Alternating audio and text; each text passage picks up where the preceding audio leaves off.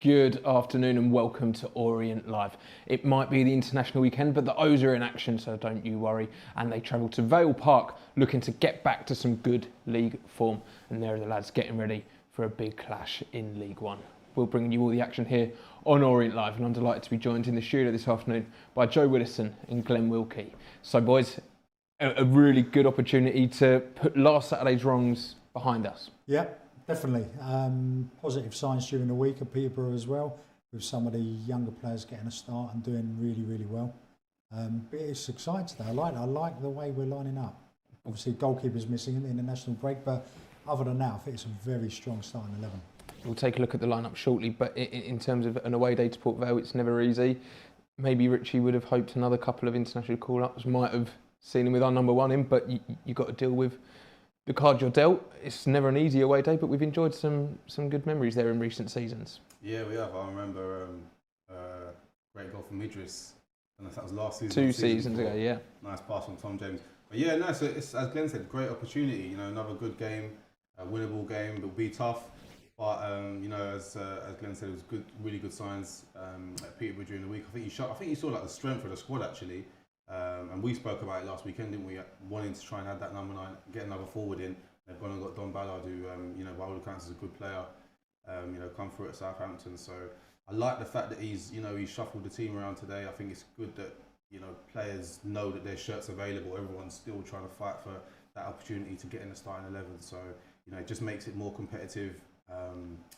Yeah, hopefully it's the right formula to get a win today. Let's talk about Tuesday night very briefly then, because obviously Azim Abdullahi picking up that red card Richie spoke about. It was it wasn't malicious from him, but really kind of unfortunate for him to see him get sent off. But the character we showed of 10 men for 65 minutes. Some really good performances from some of the younger lads, some of the fringe players. It hopefully bodes well for today. No, definitely, and going down to 10 men is always difficult. Especially playing, 60 minutes, maybe a bit longer with 10 men. The young players done really well. I know Richie spoke about game management afterwards and how they played, when to break, when not to break, and stuff like that. And they showed some maturity, the younger players, by doing that. To go on and score 3 goals on the night was really, really good. I'm really pleased that he's made changes today. He's freshened it up, whether that's forced upon him or not. But I think we spoke at the end of last week's show about getting a number 9 in or getting a forward in, someone who's happy to run in behind.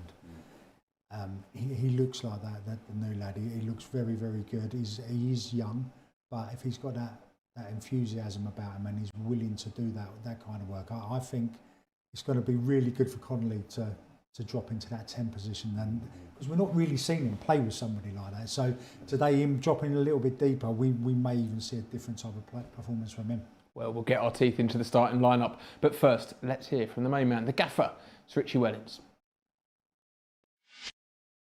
Gaffer, Port Vale to come on Saturday, but first off, physically, I guess a very tough game on Tuesday, but one where we showed a lot of grit, determination, togetherness. Well, loads of quality as well, yeah. So it's a difficult team selection this week because the players that came in Tuesday have probably earned the right to play again. But we're also cautious or aware of the fact that we had, you know, you're looking at 80 minutes with 10 men. We lost 2 or 3 players from the game, not lost them, but they had to come off through cramp. So that's a bit of an issue. But yeah, it's a tough team selection this week because the players that played against Northampton didn't really do themselves justice. But this is what you want. We made 11 changes, and I think everyone came out of the game with credit. I know Azim got sent off, but it's important that we look after him because mentally he's not in a good place at the moment, but he didn't mean it. I thought the first 25 minutes he started really, really well. So it was a blow for him because he didn't get the minutes that he wanted, but it's also important that he recovers from this and we give him a chance to recover from it as well. You touched on it there, but how pleasing is it for you as a manager ahead of cup games? We often speak and you say come into the team and state your claim, and you know, all 11 did that really, didn't they? Well, it's important. We know we're going to have a 55 game plus season again, so that in itself is difficult. And it's important that the new players, the young players, start to gain my trust as quick as possible. And a lot of them done that the other night in terms of taking the information on, taking the ball, being brave, showing sides of the game where they had to show grit and determination, and also the second half shape. They carried out exactly what we wanted to do. And you go to, listen, Peterborough have not started the season well, but they've got some real good players. And he never carved us open once. So that was really, really pleasing.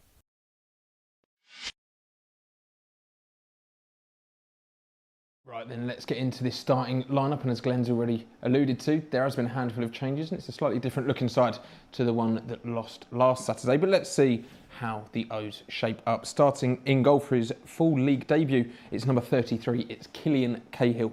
Across the back line, Tom James, we expect, plays on the left side of defence, with Michael Craig on the opposite side. Dan Happy partners the captain, Omar Beckles at the heart of defence. Idris El Mazouni is in midfield, and then Jack Moorhouse and Aaron Connolly we both expect to be in those midfield positions as well. Ollie O'Neill and Josh Cromer take up the wide positions on the wings, and new signing Dom Ballard leads the line for the first time in the league. And on the bench is Noah Phillips, Romani Edmonds-Green, Jack Simpson, Charlie Wellens, Dimitri Mitchell, Sean Clare and Sonny Perkins. So let's start with the obvious then. Dom Ballard, Joe. He's a really highly rated young striker. What do you know about him? I know that he is, as you said, highly thought of. Come through at Southampton. Obviously played at the England schoolboy ages up to under 20s. Had a loan spell at Cambridge last season. By all accounts, he done quite well there. But from what I've heard about him, he's quite energetic. Wants to run in behind, wants to be involved. And I think just the fact that he's left Southampton in order to come here and play first team football and really kind of like kickstart his career and get game time and opportunity says a lot about his kind of hunger and desire to want to go and prove himself, which I think is a real positive sign. So hopefully he can be a good player for us. He's had a couple of loan spells, as Joey said, Cambridge, and not played tons of men's football, but he scored through all the England youth ages. It's a massive move for him in a sense of this is almost the start of his career. Yeah, he was at Blackpool as well last year on loan, and I think he done really well. And then they had a change of formation or change of manager, I can't remember. But then he had a falling out and left, and then obviously went on to Cambridge. But from what I've heard about him, very good player. Him coming into the side it just freshens it up. We've been a bit inconsistent over the games at the beginning of the season. Last Saturday, we highlighted it last week. We were all a bit emotional and a bit frustrated after the game. But it needed freshening up. We needed that new face coming in, getting into the starting lineup. It allows us to play in a different sort of way, because we said last week it was really easy for the Northampton defence to play, because you got Connolly up there. Sorry, and he's only a small lad, and he wants the ball to feet, and he's not really getting it. Really easy to defend against. Today I'm expecting Port Vale to play with 3 centre halves and 2 wing backs. If that is the case, then he'll be able to get down the sides, and he likes running in behind. And if he does that, he stretches the game out, and then we've got players coming in behind. So and Moorhouse as well, done really well on Wednesday night. He will be coming in to support. Yeah, so tactically then, it's quite offensive in a sense of you're only out and out number 8, defensive midfielder, whatever you want to call them, is Idris El Mazouni. It's almost like a front 5 with 4 in behind the striker, isn't it? Yeah, it does on paper. And obviously, you wouldn't say Idris is a naturally defensive sort of minded player. We know that he likes to carry the ball and obviously get into those advanced positions. He scored against Port Vale, didn't he, before? So it does look really offensive. I'm interested to see the link up between Connolly and Ballard, because obviously Connolly's been playing that 9 role, but we know that he likes to come to feet and get involved. But I think he has got that forwards mentality of wanting to make the box. And I think it's, we said last week, didn't we, that we don't feel like we've really kicked into gear going forward as yet. But as Glenn said, good to have another body in there. I think it freshens things up. We're still looking for to find those right combinations. I think obviously Josh Cromer's hit the ground running, but apart from that, we're still waiting to kind of, Connolly got so much ability, you can see it, but we're still waiting for to kind of really sort of create chances, goal scoring chances, and score more goals up there. What I would like to see as well today is with the talent we've got on the pitch is Cromer and O'Neill to play quite wide away, just to stretch it so it leaves that space in the middle for Moorhouse, for El Mazouni, whoever's coming through. Give them as much space as they can. There are obviously going to be times where it doesn't happen and they tuck in, but I just think that the more space you give to players, especially Moorhouse, we see the ability he's got, give him as much space as he can and it'll go and cause trouble. I mean, we're going to have to be quite clever with it, I suppose. If you're Aaron Connolly's or your Jack Moorhouses do go forward, you say about tucking in, do you see Craig or James coming into midfield? Just how out of possession, how do you see us maybe adapting to ensure we don't kind of get overrun with a lack of maybe a defensive midfielder? Well, you saw it last season a lot when Ethan Galbraith was there. We commented on it last week with, I think it was Tom James, or it may have been somebody else. When the ball goes up, they just tuck in as a sort of, as an extra sort of. Tom James was doing it. Yeah. Tom James just pushes in inside in the middle a bit and leaves the two centre halves, so they're happy marking. Just gives you that extra bit of security, really. But listen, we may be completely wrong. Richie Wellings has done it before. We're talking about a system and how we're going to set up it, and he throws a curveball and he completely set up in a different way. Who knows until the game starts? But from what we think, it's going to be very interesting. And I think I don't think Paul Vale are a very good side. Yes, they've not won this season. They'll still be strong physically, I think, as well. But at the back, looking at some of the goals, I know we'll come on to it. They're just all over the place. And I think with that, the number of attacking midfielders or forwards we've got on the pitch, I think we're just going to cause them too many problems today. I think we have to try and really dominate the ball. If you look at the lineup, it's a really technical lineup. Everywhere, all over the pitch. You've got really good, comfortable footballers who can handle the ball. So I think Rich will obviously want to dominate possession. Even with the fullbacks, Tom James, Michael Craig, both of them happy to drift inside the pitch, be that extra body in midfield as well. And the midfield, like Moorhouse and Idris, both want to get on the ball, both want to play. Not necessarily kind of your typical combative, hard tackling, deep line midfielders. So we're gonna want to enjoy the ball and keep it, and hopefully feed those front boys, because I think the earlier we can get the ball to them and get their confidence up, you know what I mean, they can go and do their stuff. But it's a really exciting front four. Koroma, O'Neill, Ballard and Connolly. I think we've got some really good footballers amongst them, so we just need to feed them and let them get on with it. And when we are doing the defensive work, though, those players who are good with the ball and can go forward and do stuff, every player in a Richie Wellings side has to do it, but they'll have to work doubly as hard and kind of do their defensive duties as well. 100%. I say it every single week, every time I'm on here, and I'm sounding like a broken record, but you don't win football games if you do not work hard. You can't have passengers in your team. If you want to be successful in a game or over the season, everybody has to put in 100% every week, even if you're tired, whatever. If you're tired, tell the manager, go off, get fresh legs on. Everyone has to work their socks off when you don't have the ball. When you got the ball, then it's easier, isn't it? Once you've got the ball, you don't mind sprinting. Sometimes when you're sprinting around and you don't have the ball, you physically and mentally, it gets very tiring. So that's like going on to Joey's point, keep the ball more, have a lot of possession and pull them apart and start attacking quickly as we can. And now our sort of superheroes at the top end of the pitch will come to the fore. Big game for Jack Moorhouse. He had an opportunity on Tuesday and he took that with both hands. We'll see some clips of what he's shown in an Orient shirt so far, especially on Tuesday night. In a slightly different role, but will we wanting his quality to shine through today? Definitely will be a tougher game than Tuesday night against the poor Peterborough side, but we saw glimpses.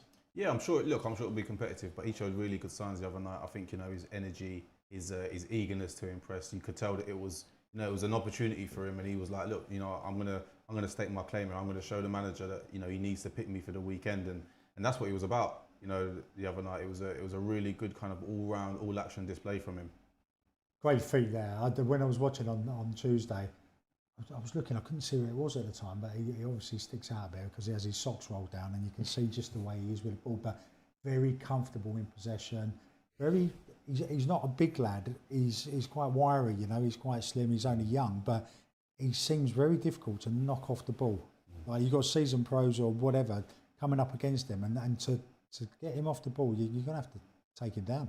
And similar to Idris, though, he can carry it, can't he? Yeah. Which I think is a real special attribute for a centre midfielder. If you can drive with that ball and beat a line like by dribbling, I think there's not many out there that can do that, and he seems to do it quite well. Hopefully a positive performance from young Jack in an Orient shirt this afternoon. Let's hear what he's thinking ahead of this afternoon's fixture. Well, I seen Indy have the ball driving with it, and I noticed there was a lot of space, so I ran into the space and then played it to me and got the ball, started driving with it, I seen Sonny make the run, so I knew there would be a bit of space going into the middle. So I just thought, shoot, and then it went in. Yeah, good feeling. Good to get my first goal. Describe the feeling. It's a good moment in my career, like the start, first goal. It's what you want, so yeah. But my game's part of like driving with the ball, so I felt like I could get the ball deeper and drive with the ball and show what I'm capable of. So yeah, we played well. You won't think it. Yeah, we done well, considering we had 10 men. Started off okay. I would have rather do better, but slowly getting into it now. So yeah, hopefully I can progress more.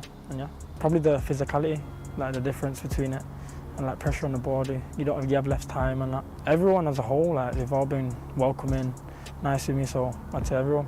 Probably just being more quick-minded, like sometimes less touches and moving the ball quicker. Yeah, it's gave me a good taste for how football is, and yeah, the fans and that, it's good. Hopefully just get the minutes in, stay fit, and yeah, hopefully I can progress even better. Yeah, I'm excited for tomorrow. Hopefully we get the win.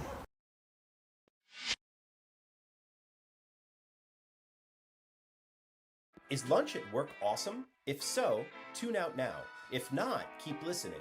Picture this, chef-made meals from local restaurants brought right into your workplace.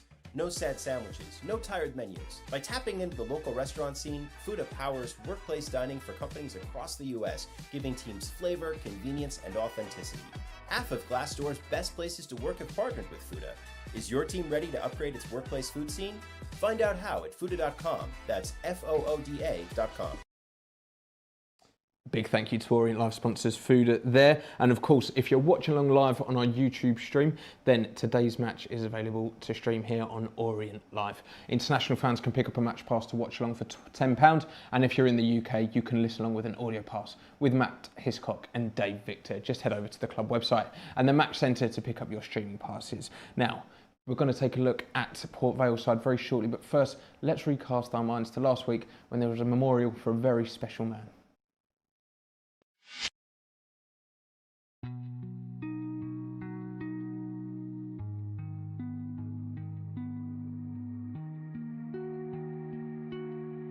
I think it'd be very hard to put it into words, to be honest, but moving, emotional, real over sense of pride and joy.